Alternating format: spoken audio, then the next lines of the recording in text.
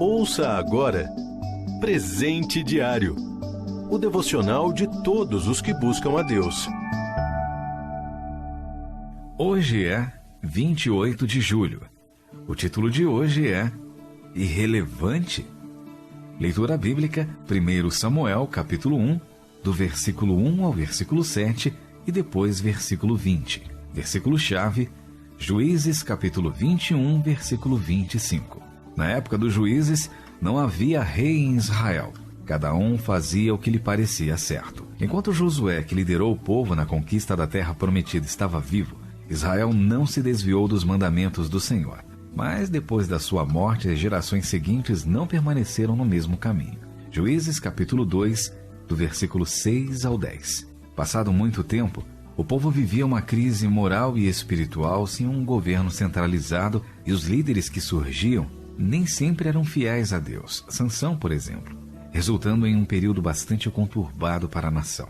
É neste contexto tenso que se encaixa a leitura bíblica de hoje, que começa o relato sobre o último juiz e o começo da monarquia israelita.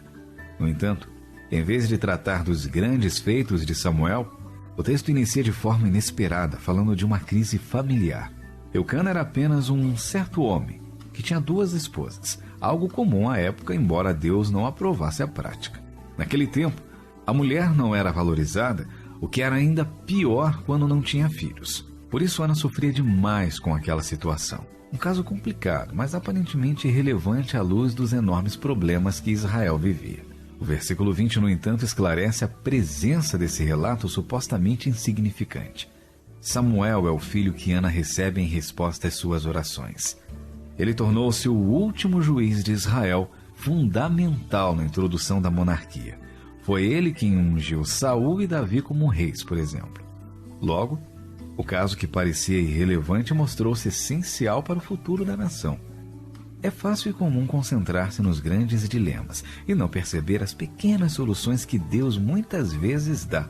Oramos: Deus, o problema é essa situação grande aqui. Aquele fato pequeno não é tão importante.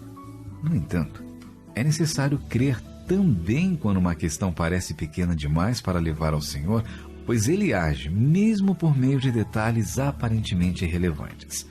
Não há situações pequenas demais para merecer a atenção do grande Deus. Você ouviu Presente Diário, o devocional de todos os que buscam a Deus. Acesse transmundial.org.br.